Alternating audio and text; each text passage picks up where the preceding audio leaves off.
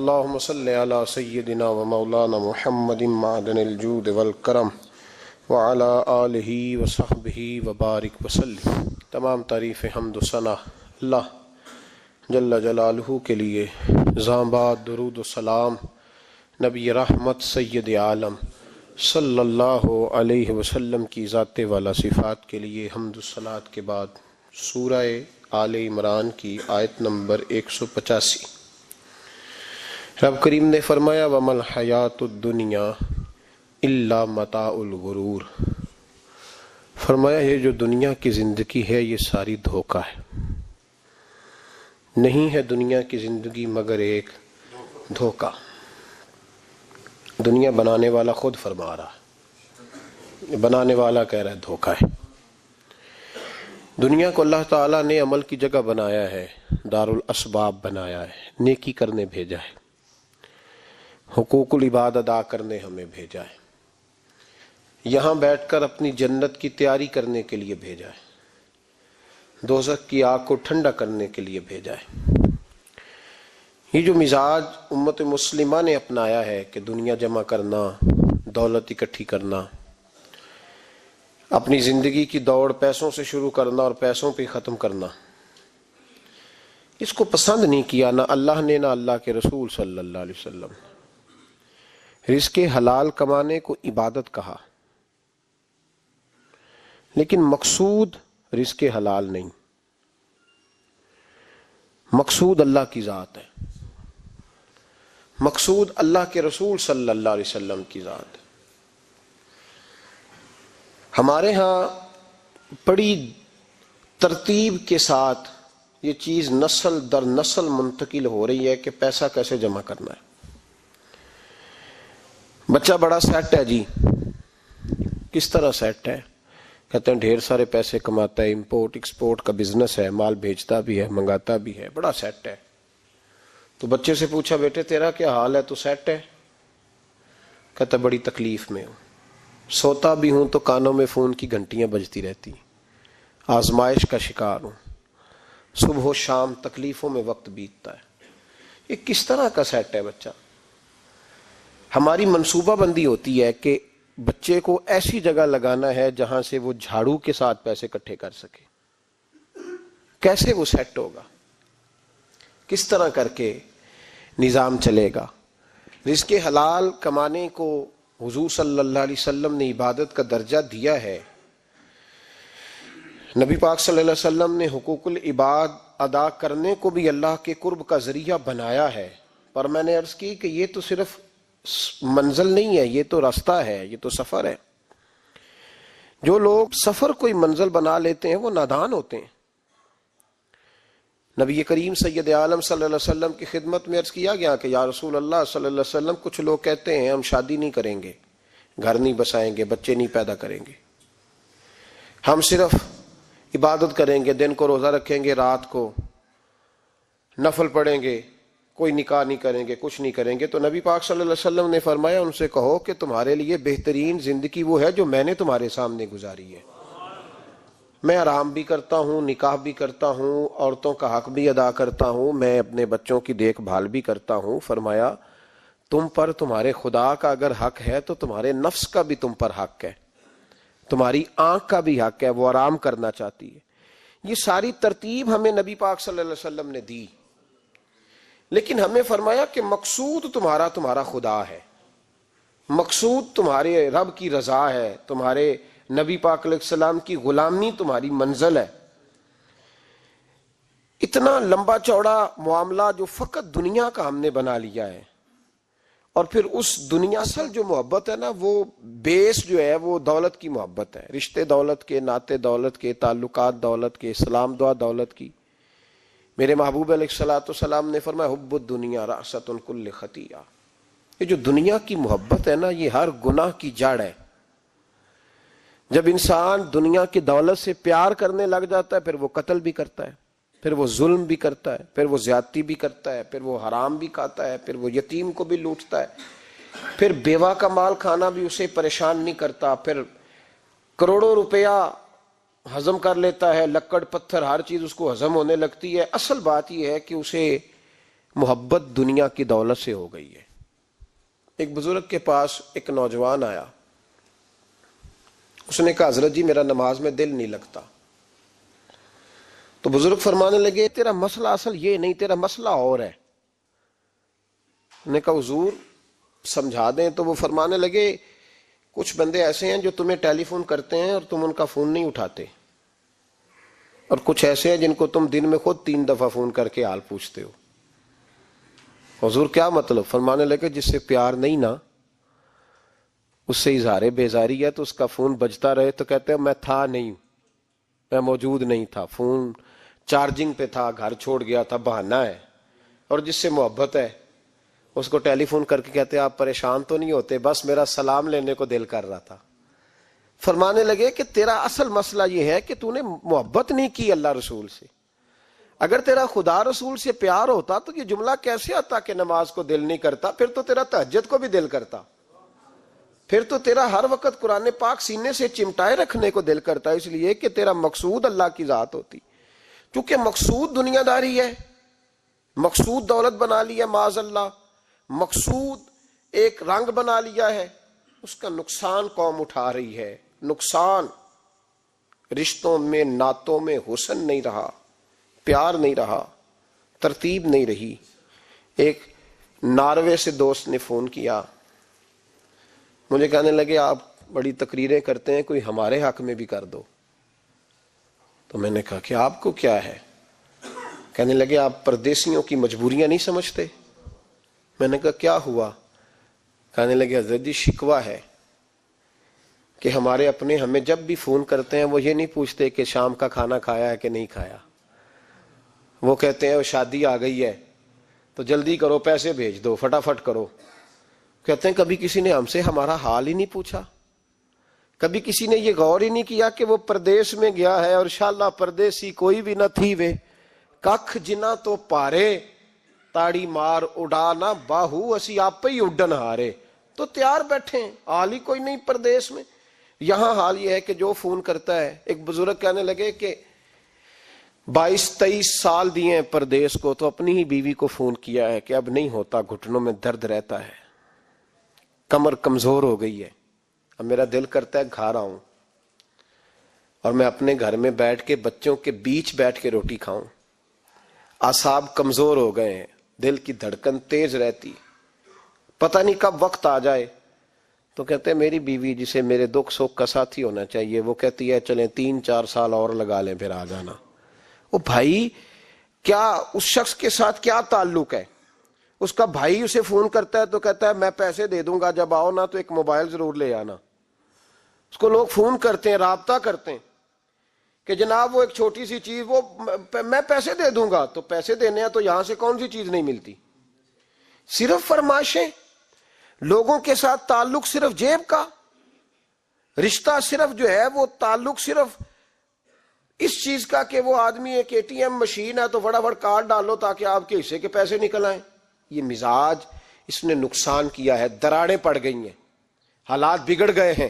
میرے نبی کریم سید عالم صلی اللہ تعالی علیہ وسلم نے رشتوں کو جو وقار دیا، تو امام غزالی رحمۃ اللہ تعالی علیہ نے لکھا ہے مکاشفۃ القلوب میں، فرماتے ہیں کچھ لوگ قیامت کے قریب آئیں گے جن کے نبی پاک صلی اللہ علیہ وسلم نے نشاندہی کی ہے، ان کے پاس کوئی شخص نہ بیٹھے ورنہ اس کا دل کالا ہو جائے گا۔ کہا حضور وہ کون سے؟ تو فرمانے لگے نبی پاک نے کچھ لوگ بتائے ہیں، ان کے پاس نہیں بیٹھنا۔ کون سے؟ مصطفیٰ کریم نے فرمایا یحبون الدنیا وینسون الآخرہ، جو دنیا کو سے پیار کرنے لگے اور آخرت کو بھول جائیں۔ امام صاحب فرماتے ہیں ان سے دور رہنا، دل کالا ہو جائے گا۔ یحبون المال وینسون الحساب، وہ جو نبی پاک نے فرمایا نا کچھ لوگ آئیں گے جو مال سے تو پیار کریں گے پر اس کے حساب کو بھول جائیں گے، ان سے بچنا۔ فرمایا یحبون القصور وینسون المقبرہ، جو مکانوں سے تو پیار کریں گے پر اپنی قبروں کو بھول جائیں گے۔ اور فرمایا ان لوگوں سے بھی بچ کے رہنا، ان سے بھی پرہیز کرنا کہ جو لوگ یحبون الخلق وینسون الخالق، جو لوگ مخلوق سے تو پیار کریں گے، بندوں سے بڑا پیار کریں گے لیکن اپنے رب کو بھول جائیں گے، ان لوگوں سے بھی بچیں۔ ایسے لوگوں سے نبی پاک صلی اللہ علیہ وسلم نے نشاندہی کی، ان سے بچیں۔ تعلقات میں خلوص ہوتا ہے. جب کوئی آپ کی غربت سے پیار کرتا ہے تو وہ آپ کا اصل دوست ہوتا ہے. جب وہ آپ کی تنہائیوں سے آزمائشوں سے پیار کرتا ہے تو اس کا آپ کے ساتھ رشتہ خالص ہوتا ہے. جو آدمی دولت کو دیکھ کر پیار کرے اور دولت کو دیکھ کر آپ کے ساتھ وابستگی کا اظہار کرے تو اس شخص کا پیار سیدھا سیدھا میرے رسول پاک سید عالم صلی اللہ علیہ وسلم نے ہمیں استغنا کا حکم دیا ہے، بے نیازی کا. یہ دنیا داری میں الجھنا، دنیا کے بن کے جینا، دنیا کے ہو کے رہنا. آپ یقین کریں سارے رشتے، میں نے سعودی عرب میں پیر دیکھے، پیر مریدوں کی لسٹیں لے کے جاتے، ان کو ٹیلی فون ہوتا ہے تمہارے پیر صاحب آ گئے ہیں، تم بھی پہنچ جاؤ، ٹھنڈی بوتلیں لے آنا آتی دفعہ. وہاں وزن اٹھایا نہیں جاتا واپسی پہ. ہمارے کئی سنگی ناراض ہو گئے، حضرت آپ آتے ہیں تو آپ بتاتے نہیں. تو میں کہتا ہوں یہاں بھی یہی کام کرنا ہے، ہم تو اپنے گناہوں کی معافی لینے آئے، تو ہم جس کام آئے ہمیں کرنے دو، کیوں الجھاتے ہو؟ وہاں جا کے بھی جہاں خالصتاً انسان کا رجوع اللہ کا وقت ہے، وہاں بھی وہی حالات پیدا ہو گئے، ہر طرف دنیا داری. اور یہ پیروں کی بات کرتا ہوں تو آپ بڑے مسکراتے ہیں، میں نے بڑے بڑے مفت خورے دیکھے ہیں، بڑے بڑے، اور یہ ہر طبقے میں ہوتے ہیں، ہر طبقے میں.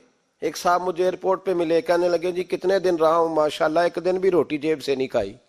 میں نے کہا بڑے کامیاب ہو کے آ رہے ہیں آپ، یہ تو بات باعث سے فخر ہے، جا کے کسی اخبار میں فوٹو چھپاؤ.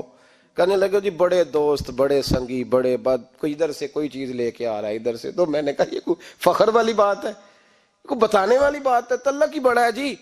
بھائی مفت خوری کا مزاج اور توجہ رکھنا کہ اب اس سے مجھے کیا مل سکتا ہے، اور اگر کوئی نہیں لے کے آیا واپس گیا تو شکوہ کرنا، دیکھو چل کے آ گیا، اس کو خبر ہی نہیں کہ جاتے دفعہ چلو بندہ 6 بوتلیں لے جائے، کیا فرق پڑتا ہے. یہ کمزور ذہن ہے، یہ دنیا داری ہے، یہ نفس پرستی ہے، یہ پیسے کی غلامی ہے. میرے نبی پاک صلی اللہ علیہ وسلم نے فرمایا جو رب کے بندے ہوں گے ان کے قیامت کے دن چہرے چمک رہے ہوں گے. تو یا رسول اللہ صلی اللہ علیہ وسلم اس کے علاوہ بھی کچھ بندے ہیں. فرمایا لعن عبد الدنیا وعبد الدرہم، فرمایا کچھ دنیا کے بندے ہیں، کچھ درہم کے بندے ہیں. ترجمہ یوں کر لو کچھ ڈالروں کے بندے ہیں. یہ حدیث مشکات میں موجود ہے. ڈالر کے، ریال کے، لاکھ کے، کروڑ کے بندے. حضور وہ کون ہے؟ فرمایا لعن عبد الدنیا وعبد الدرہم، جو دنیا کا اور دولت کا بندہ بنے وہ لعنتی ہے، ملعون ہے. یہ خدا کا بندہ رہا ہی نہیں، یہ پیسوں کا بندہ بن گیا ہے، دولت کا بندہ بن گیا ہے، اس کا معیار بدل گیا ہے. حضرت سالم بن عبداللہ بن عمر، حضرت عمر فاروق کے پوتے تھے، کعبے کا طواف کر رہے تھے. طواف مکمل ہوا، 8واں استلام کر کے مقام ابراہیم کے پاس نماز پڑھنے لگے تو خلیفہ وقت کا آ گیا، گورنر. السلام علیکم کے بعد اس نے فوراً بات چھیڑی، کہنے لگا حضور کوئی حکم ہو تو بتائیے گا. تو آپ کہنے لگے تو بڑا ہی بیوقوف ہے یار، تجھے کس نے گورنر بنایا؟ بڑا تو بیوقوف ہے، تجھے تو سلیقہ ہی نہیں بات کرنے کا. حضور کیا ہوا؟ فرمانے لگے خدا کے گھر میں آ کے اور کعبے کے سامنے کھڑے ہو کے میں بندوں سے سوال کروں، یہاں کے بھی بندوں سے مانگوں، تو بڑا ہی بیوقوف ہے. سامنے اس کا گھر ہے، سامنے اس کا گھر ہے بیت اللہ اور حجر اسود اور مقام ابراہیم اور مقام ملتزم، اور یہاں بھی میں بندوں سے مانگوں. کہتا ہے مجھے بھی کبھی کسی نے ڈانٹا نہیں تھا، میرے بھی پیروں تک پسینہ نکل گیا. تو میں مسجد الحرام سے باہر نکل کے، یوں سمجھ لیں کہ جب لوگ باب عبدالعزیز سے یا باب فہد سے باہر آ جاتے ہیں، کہتے ہیں باہر نکل کے نا میں کھڑا ہو گیا. میں نے کہا چلو فارغ ہو کے آتے ہیں تو بات کرتا ہوں. حضرت فارغ ہو کے آئے تو میں نے کہا حضور اب تو بیت اللہ سامنے نہیں، اب بھی کوئی سوال کرے. تو فرمانے لگے اچھا ضروری ہے؟ کہا حضور ضروری ہے. تو فرمانے لگے چل پہلے بتا تجھ سے دین مانگوں کہ دنیا مانگوں، بول. تو کہنے لگا حضور میرے پاس تو دنیا ہی ہے، دین تو آپ کے پاس ہے. جب یہ جواب دیا تو حضرت سالم چلنے لگے اور چلتے چلتے فرمانے لگے جا اپنا کام کر، دنیا تو میں نے اس سے کبھی نہیں مانگی جس نے دنیا بنائی ہے، میں نے اس سے نہیں کبھی مانگی، تو کیا حیثیت رکھتا ہے؟ میں نے تو اس سے بھی جب بھی مانگا ہے یا اس کا قرب مانگا ہے یا اس کے رسول کی غلامی مانگی ہے، تو اس سے نہیں مانگتا جس نے بنائی ہے. تو کیا دے سکتا ہے؟ تیری کیا حیثیت ہے؟ تو بھائی ان لوگوں نے قریب پھٹکنے نہیں دیا، ان کے قریب یہ چیز آئی نہیں، بے نیاز لوگ تھے، توجہ ہی نہیں تھی. حضرت محبوب سبحانی غوث اعظم شیخ عبد القادر جیلانی رضی اللہ تعالیٰ عنہ آپ ایک کاروبار بھی کرتے تھے تو آپ کا کچھ مال آ رہا تھا جہاز کے ذریعے، ایک بندے نے خبر دی کان میں، حضور جہاز ڈوب گیا، فرمانے لگے الحمدللہ الحمدللہ۔ ڈوب گیا جناب، یہاں جہاز ڈوب جائے تو بندہ بھی ڈوب جاتا ہے۔ کہتے ہیں صاحب انتقال کر گئے، 10 لاکھ کا نقصان ہو گیا تھا، مال ڈوب گیا پورا جہاز ہی، فرمایا الحمدللہ، اور تم نے جلدی کی خبر دینے میں سبق پڑھا رہا تھا، کیوں مجھے دخل اندازی دی تم نے میرے کام میں، کیوں دخل اندازی کی؟ سب الحمدللہ۔ تھوڑی دیر کے بعد اس نے پھر کان میں کہا حضور وہ غلط خبر تھی، جہاز بچ گیا، فرمانے لگے الحمدللہ۔ پھر شاگردوں سے کہنے لگے میرا چہرہ دیکھ رہے تھے پہلی خبر کے بعد بھی، اس خبر کے بعد بھی؟ کہا حضور دیکھ رہے تھے۔ فرمایا کوئی تبدیلی تو نہیں آئی؟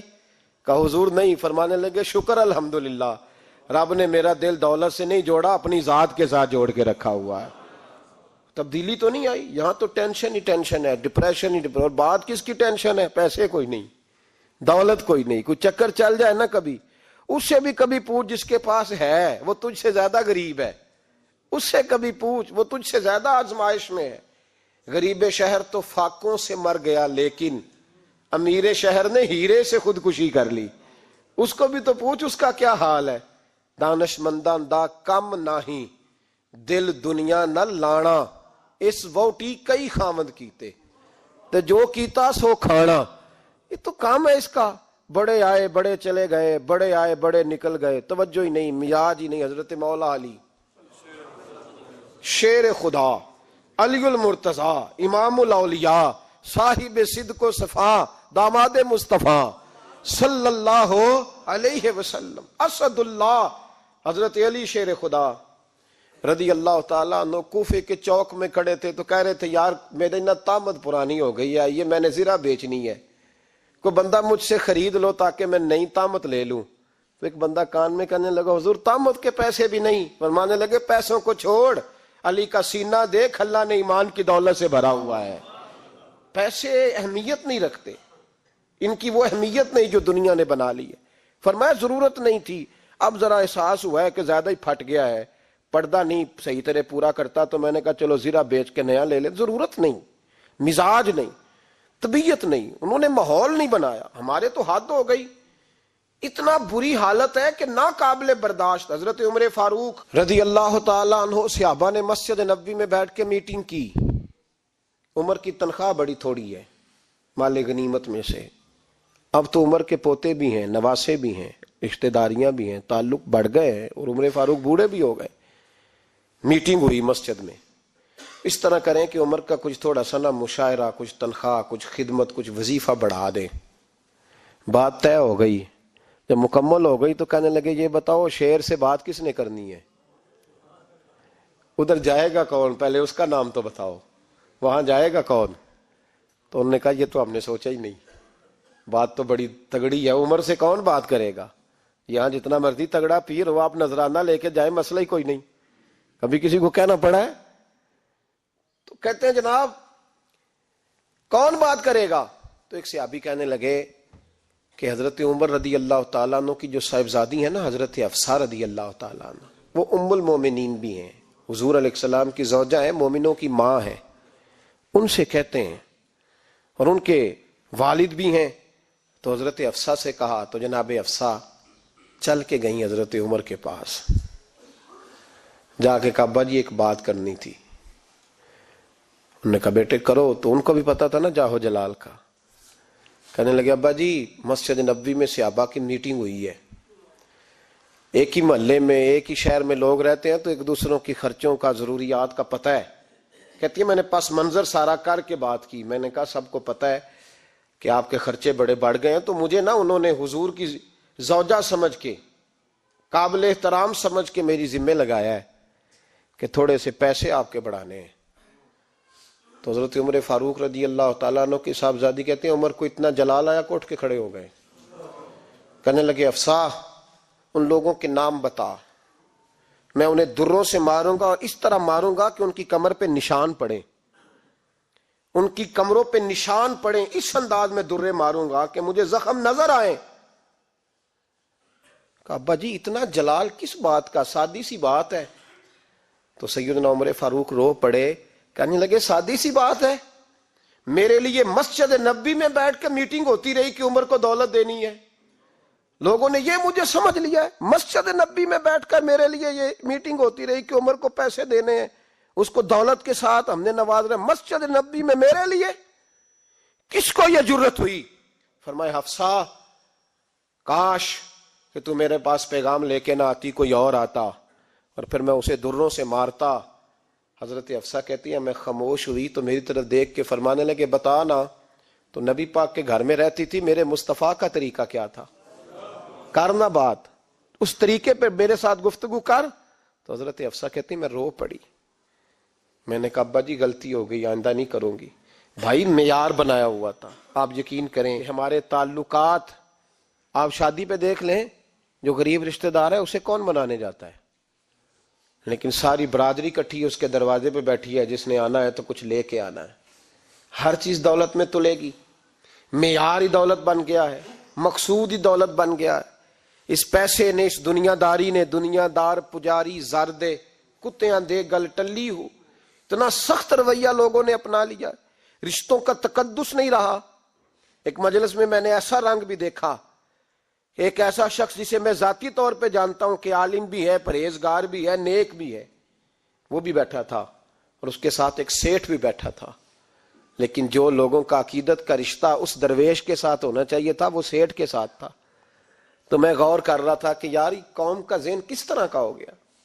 صرف اس کے ہاتھ میں پیسے, صرف دولت مند ہے, اس آدمی کی درویشی بھی گئی, علم بھی گیا, تقوی بھی گیا, صرف پیسے نہیں ہے اس کے پاس تو وہ کونے میں لگا ہوا ہے اور اس سے لوگ بچ بچ کے سلام. اور میں کہا کرتا ہوں عقیدت کا پتہ چلتا ہی تب ہے جب اجتماع ہوتا ہے. اکیلے درویش بیٹھے ہیں تو سب جھک کے سلام لیتے ہیں, اور جب وہ 2 MNA کے بیچ, 3 MPA کے بیچ, 5-7 سیٹھوں کے بیچ بیٹھے گا پھر تیری عقیدت کا پتہ چلے گا. پھر پتہ چلے گا تیرا اللہ کے بندے سے رشتہ کس طرح کا ہے اور دولت کے بندے کے ساتھ رشتہ کس طرح کا. ہمارے رویوں کے اندر یہ فرق ہے کہ ہم اس وقت آدمی کو تولتے ہیں کہ اس کے پاس دولت کس طرح کی ہے. وقت کے امیر تھے حضرت عمر بن عبدالعزیز, توجہ ہے میری بات پر. حضرت عمر بن عبدالعزیز بادشاہ تھے. اب ہم لوگوں نے بھی بچوں کا بہانہ لگایا ہوا ہے نا, بس جی وہ میں چاہتا ہوں بچوں کا کچھ بن جائے, تو بچے بالغ ہو گئے ہیں تو کرا نا رجسٹریاں ان کے نام, فارغ ہو جاؤ, آ جاؤ مسجد میں چھوڑو. لیکن پھر بھی کنجیاں دینے کو دل نہیں کرتا. پھر بھی بابا جی کی پیالیوں سے مرنے کے بعد پیسے نکلتے ہیں, پھر بھی ان کے تکیے کے بیچ سے بھی کچھ وہ نوٹ نکل آتے ہیں جو اب چلتے بھی نہیں. گزر گیا زمانہ, جو لگتے ہی نہیں. بزرگ ناراض نہ ہو جائے, لیکن جو بات کر رہا ہوں بہرحال اس کے پیچھے کچھ پس منظر ہے. یہ بھی بہانہ ہے. بینک بیلنس اپنے نام, زمین جائیداد ساری اپنے نام, اور کمائی کس کے لیے کر رہا ہے؟ بچوں کے لیے. نام کس کا لے رہا ہے؟ بچوں کا. یہ کس طرح کا بچوں؟ بہانہ نہ لگاؤ, صاف کہو کہ اپنے لیے کما رہا ہوں, صاف کہو. کیوں بچوں کا نام لیتے ہو جب ہر چیز کی کنجی تو رکھی ہوئی ہے باندھ کے اپنے ساتھ. حضرت عمر بن عبدالعزیز بادشاہ تھے. آواز دی, گھر میں بیٹھے, بیٹی پانی کا پیالہ تو لاؤ. بیٹی خاموش ہو گئی.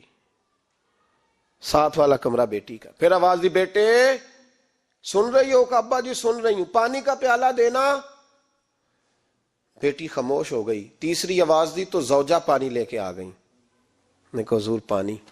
حضرت عمر بن عبدالعزیز کو غصہ آیا, کہنے لگے بچے کس لیے ہیں, وہ خود کیوں نہیں آئی؟ اب اتنی نافرمان ہو گئی ہے کہ ایک پیالہ پانی کا باپ کو نہیں دے سکتی, کیوں نہیں آئی؟ تو زوجہ کہنے لگی چلیں درگزر کریں.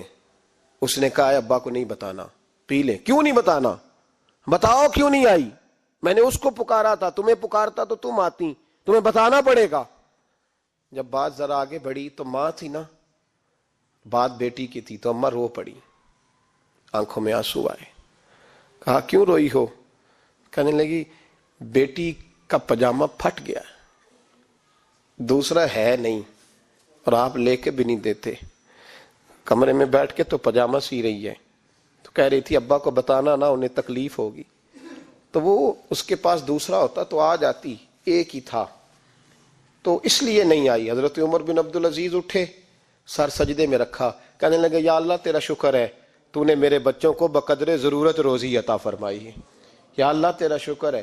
ایک روایت میں نے پڑھی, کلیجہ منہ کو آیا, مصطفیٰ کریم بیٹھے تھے تو سیدہ عائشہ صدیقہ رضی اللہ تعالیٰ نے عرض کی یا رسول اللہ صلی اللہ علیہ وسلم وہ دیکھیں سیدہ فاطمہ آ گئی ہیں، وہ دیکھیں بی بی صاحبہ بغیر بتائے آ گئیں۔ حضرت فاطمہ الزہرا آئیں تو حضور نے فرمایا فاطمہ بغیر اطلاع کے؟ حضور چھوٹا سا کام تھا۔ کیسے آئی ہو؟ تو بی بی صاحبہ نے نا، عورتوں کا پلو ہوتا ہے نا چادر کا، پلو کھولا تو ایک روٹی بندھی ہوئی تھی، ایک روٹی چادر میں، یہاں لوگ زیور باندھتے ہیں، دولت باندھتے ہیں، ایک روٹی حضرت فاطمہ نے پلو میں باندھی، کھول کے پیش کی۔ کہا بیٹے یہ کیا ہے؟ کہا ابا جی کئی دنوں سے گھر میں روٹی نہیں پکی تھی، آج علی کچھ جون لائے تھے، پیسے ہیں، چند روٹیاں بنی ہیں، تو بچوں نے تو کھا لیا، تو میرے سامنے بھی ایک روٹی آئی تھی، میں نے لقمہ توڑا ہے تو مجھے خیال آیا پتہ نہیں مصطفیٰ نے کھایا ہے کہ نہیں کھایا، پتہ نہیں حضور نے روٹی کھائی ہے کہ نہیں، میں لے کے حاضر ہو گئی ہوں، مہربانی فرمائیں۔ تو فرمایا بیٹے بیٹھ جا۔ حضرت فاطمہ بھی بیٹھ گئی، سیدہ عائشہ کہتی ہیں حضور بھی بیٹھ گئے۔ فرمایا فاطمہ کتنے دنوں سے نہیں کھایا؟ عرض کی حضور 3 دن سے۔ فرمایا بیٹے میں نے 5 دن سے نہیں کھایا، آ جا۔ دونوں باپ بیٹی مل کے کھاتے ہیں، روٹی 2 حصوں میں حضور نے بانٹی، فرمایا چل آدھی تو کھا آدھی میں کھاتا ہوں۔ حضرت فاطمہ نے لقمہ توڑ کے منہ میں رکھا تو رو پڑی، حضور 5 دن سے نہیں کھائی۔ فرمایا بیٹے چپ کر، ہمارا دنیا سے کیا تعلق، ایک پل رہ گیا ہے، بس اللہ پھر جنت کی ساری نعمتیں عطا فرما، رونے والی بات ہی نہیں ہے اس میں، بس ہمارا کیا تعلق، ایک پل ہے، پھر مالک بڑا کچھ عطا کرے گا۔ او بھائی جو کائنات کے مالک و مختار تھے، جو ابرو کا اشارہ کرے تو حضرت جبریل جنت کی نعمتیں لے کے آ جائیں، انہوں نے تو دنیا کی جانب توجہ ہی نہیں کی، ان کا تو خیال ہی نہیں آیا، دنیا ہی دنیا، دولت ہی دولت، ہر آدمی دولت کے ترازو میں تلنے لگا ہے۔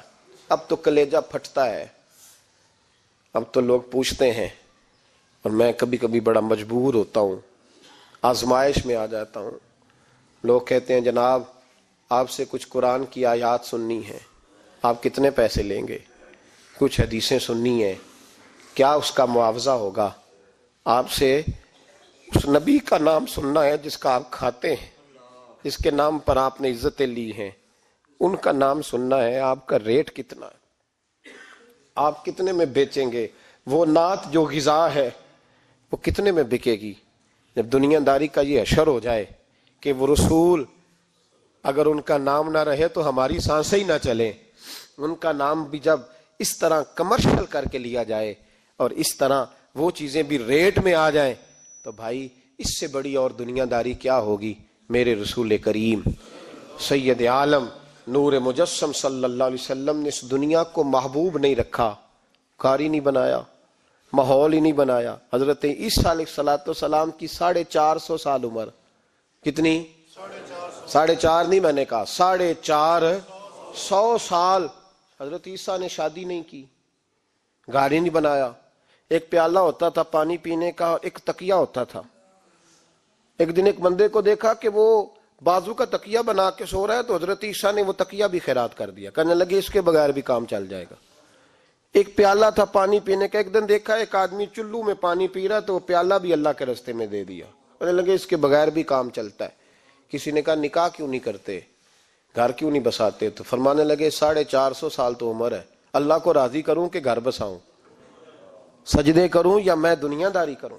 بھائی اسلام نے آپ کے لیے سہولت کر دی، میرے لیے آسانی کر دی کہ تیرا بچے پالنا بھی عبادت ہے، تیرا گھر بار چلانا بھی دینداری ہے، لیکن مقصود نہ اس کو بنا، اس کو مقصود نہ بنا، دنیا داری میں اتنا الجھ نہ، بقدر ضرورت لے، اس طرح کا رویہ اختیار نہ کر۔ اور ایسا ہو سکتا ہے، ابھی چند سال ہوئے مولانا عبدالستار خان نیازی علیہ رحمہ نے پردہ کیا، وفاقی وزیر رہا وہ شخص، زمانہ بتایا، پاکستان کی میلی سیاست کے اندر رہ کے وقت گزارا، لیکن جب ان کا جنازہ اٹھا تو ان کے اکاؤنٹ میں اتنے پیسے نہیں تھے کہ کفن کا کپڑا بھی خریدا جا سکے، کفن کے کپڑے کا بھی پیسہ نہیں تھا۔ او بھائی یہ لوگ ہیں یار، وفاقی درجے کا شخص ہو کے گزرے اور وزارتیں اس کے آگے پیچھے بھاگیں اور ہر الیکشن میں وہ بندہ ایم این اے کی سیٹ جیت جائے، اور پھر رخصتی کا وقت آئے تو اس کا حال یہ ہو کہ کوئی شخص کہے کہ چلو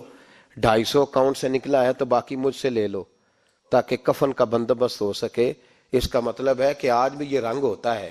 اور وہ پگڑی تگڑی باندھتے تھے, سوٹ آلہ پہنتے تھے, تو لوگ کہتے تھے یہ کیوں کرتے ہو؟ فرماتے میں مصطفیٰ کا فقیر ہوں, لوگ تو نہ مجھے فقیر سمجھے, ایسا تو نہ ہو دنیا دینے لگ جائے کہ حضرت کے پاس پہننے کو کپڑا نہیں تو چلو کچھ دو.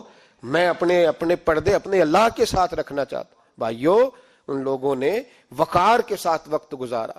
اس انداز سے تھوڑا باہر آؤ.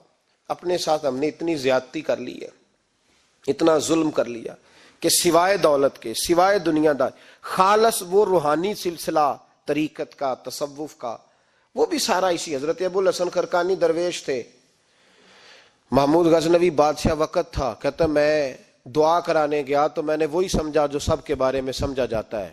گفٹ پہلے لے گیا, میں نے کہا 2 تھیلیاں شرفیوں کی لے جاتا ہوں, بابا دعا صحیح کر دے گا. نذرانہ نہیں سود ہے پیران حرم کا.